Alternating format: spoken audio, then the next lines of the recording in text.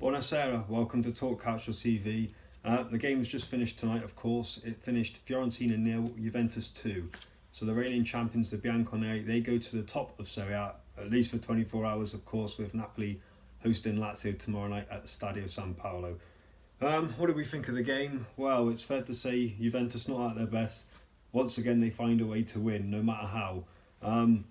Juventus and Fiorentina game, once again, surrounded by controversy, not for the first time. Before the game, of course, Juventus, they had Paulo Dybala in the squad, but he did not feature. In the start, you have to say Fiorentina had more of the possession.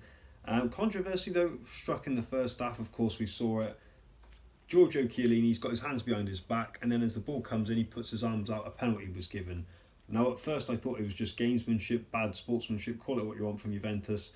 Vertoot, the Frenchman, of course, ex-Aston Villa man, ready to take the penalty for Fiorentina.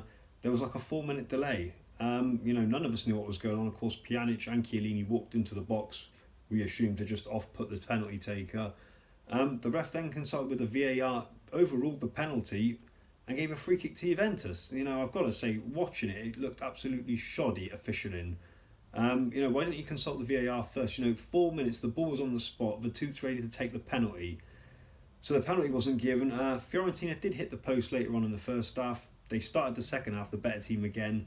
But of course the deadlock was broken, and who else? Federico Bernadeschi, of course, the man who joined Juventus for €40 million in the summer, jeered and whistled throughout the game. Of course, the Viola icon last year, who's now joined the Bianconeri. His free kick, bending it round the wall into the bottom corner. That gave them the lead. Fiorentina did respond well. They just didn't have that cutting edge. Of course, then Gonzalo Higuain scores on 85 minutes to finish the game. That's the second season on the trot he scored in this victory at the Artemio Franchi. That's 14 league goals this season as well now for Higuain. He's gunning for Spurs, that's for sure, come Tuesday in the Champions League. Bit of a concern though for the Bianconeri was that Mario Mandzukic, I should say, he limped off at the end of the game, so that's going to be interesting. Of course, you can see it now, him against Spurs, his physical presence would be a match for Kieran Trippier. Trippier can't out-battle him physically, let's be honest. So if Dybala's already gone and now should Mandzukic go, that is a bit of a blow for Juventus. Like I say, they weren't at their best tonight. They found a way to win as always. I'm sure that people say they'll have to do a lot better against Spurs. I'm sure they will, but they'll come prepared, no doubt. Juve's backline, of course, they'll have a bit of a tougher task against Spurs, especially the likes of Eriksen, Kane, Dele Alli. They'll have to obviously sharpen up. Maybe they were saving it for Tuesday, who knows. I've got to say, Mandzukic as a playmaker just behind Higuain, I don't think works. I don't think it would work against Spurs. He may not feature now. We'll wait to see what the Juventus medics say for that.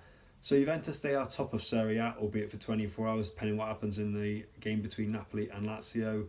So tell us what you think. Was the referee right? Did the VAR make the right decision? Did it ruin the game? Were Juventus below par? It doesn't matter, they still won. Tell us what you think. Like, comment below, and don't forget to subscribe. Talk Culture TV on YouTube. Next episode, we'll go through all the other fixtures and results from Serie A. And on Monday night, we have a very special feature in the build-up towards Juventus against Spurs. I said it was the tie of the round in the Champions League. I stick by it. I can't wait for that one. So watch our episode on Monday night, ready for the big game on Tuesday. And of course, all the other European action next week. Of course, Roma play Shakhtar Donetsk. Atalanta playing Borussia Dortmund in the Europa League. So tell us what you think, and don't forget to subscribe. Talk Calcio TV on YouTube. Buonanotte.